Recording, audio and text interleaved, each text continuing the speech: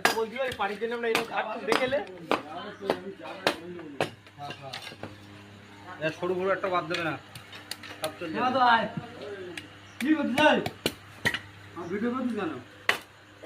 আমরা কারা কেউ কি করছি এই করে তোলো একটু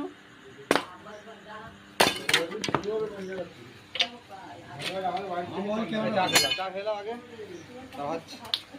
চা রকম ছিল। তো বলছিল এই পানির জন্য আমরা এরকম ঘাট দেখেলে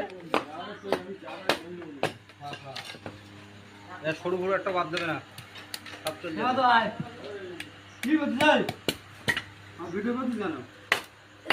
আমরা কারা কেউ কি করছি এই করে তোলো একটু